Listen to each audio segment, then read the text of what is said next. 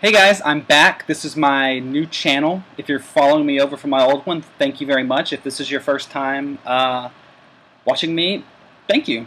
I figured I'd start out with reviewing the biggest, most anticipated movie, at least of the year for me. And I think that's shared by a lot of people, is Christopher Nolan's Interstellar.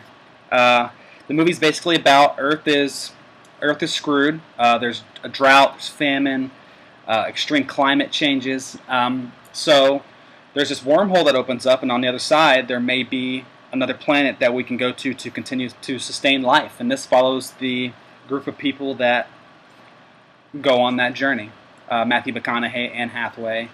I don't want to give too much away, but that's the basic premise of the movie. The first word that comes to mind after you watch this movie is ambitious, which shouldn't be a surprise. I mean, it's Christopher Nolan. You know, Memento, Batman Begins, Dark Knight Rises, Inception, Insomnia. Prestige, which is my favorite movie of his. If you haven't seen Prestige, Christian Bale, Hugh Jackman, I almost said Batman and Wolverine. Those two guys, turn of the century movie, awesome movie if you haven't seen that. If you've seen all those other movies and were intrigued by him. But back to Interstellar. It's such an ambitious movie. The one criticism of Christopher Nolan, because you can't criticize, he's a master technician. Technically, everything in his movies is always awesome, but the one criticism people have of him is they're cold. His movies are cold. They're emotionless. He doesn't let you in. He turns his shoulder. That's not the case in Interstellar. In fact, he may go too far the other way. Instead of trying to balance out that intellectual and emotional side, trying to find that perfect medium, he maybe goes too far on the emotional side.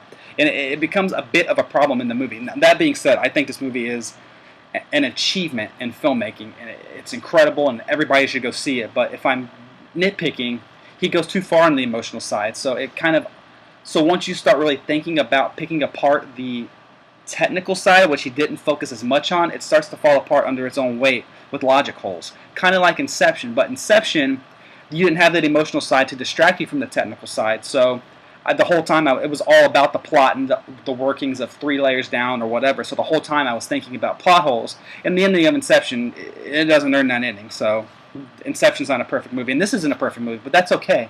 It's still an achievement, this movie. It reminds me of movies like, so you can see how much I think of this movie. It reminds me of 2001, Close Encounters of the Third Kind, The Abyss, and Gravity. It deserves to be in that conversation. That's how much I think of this movie. And the ideas that are presented in this movie, like those movies. He comes up the themes, parental sacrifice, thinking about what we leave behind for our children and grandchildren to inherit. That's all apparent here, and it's stuff he's never tackled before. He's made character pieces. He made the greatest superhero movie of all time, The Dark Knight. He made it a character piece. You may not have realized you were watching a character piece, but you were, and that's it's so incredible about him. If you're able to see this movie in 70 millimeters in IMAX, oh my gosh, it's worth every penny. It's worth driving over an hour for. It's worth your time to drive for, because the movie's almost 3 hours. The movie, I hate to see the movies too long, because I didn't want any of it to not be in the movie. I didn't want a frame to change, but it's a long movie. So if you go and drive to a legit 70 millimeter IMAX theater, it's going to be worth your time, because you're going to be sitting in your seat for 3 hours getting your mind blown. A spaceship going over the rings of Saturn, just taking up the whole screen in front of you, it's magical. He transports you literally to another world, much like Cuarón did last year with Gravity. In The Dark Knight, he started the whole IMAX thing. I think about 15 minutes of The Dark Knight were shot in IMAX. That means it's shot in 70 millimeter. So the whole IMAX 70 millimeter screen is taking up. So in The Dark Knight Rises, he did a little bit more, and here over an hour of the movie is shot in IMAX. And when it cuts to IMAX, it takes up the whole screen. It goes to the 70 millimeter print.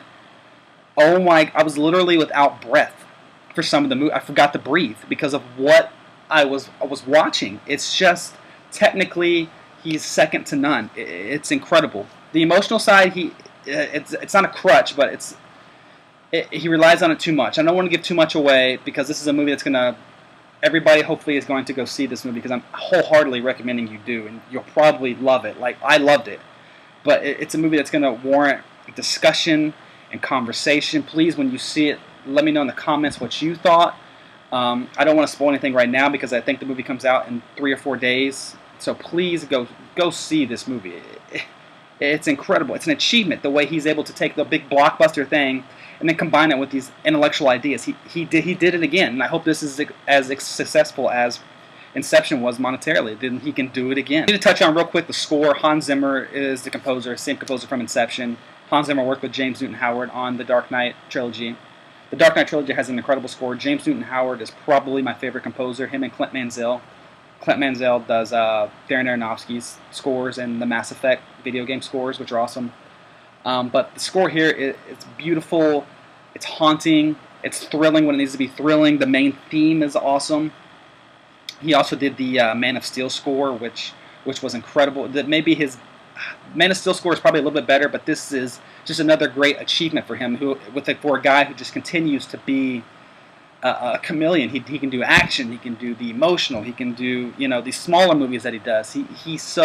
Hans Zimmer is one of my favorite composers right now. And the score, I'm gonna buy the score when it comes available. So the score is it's a big thumbs up. But yeah, that's all I really want to say about it right now. Maybe I'll do a more spoiler heavy review once the movie's out for a little bit. But please let me know what you guys think in the comments. Email me on Twitter. Please reply me on Twitter to let me know what you thought. It's a movie that's going to definitely warrant some interesting discussions. So that's it, guys. This is my first video on my new channel. Please rate, subscribe, do all that cool stuff that you guys do. And yeah, I'll see you next time.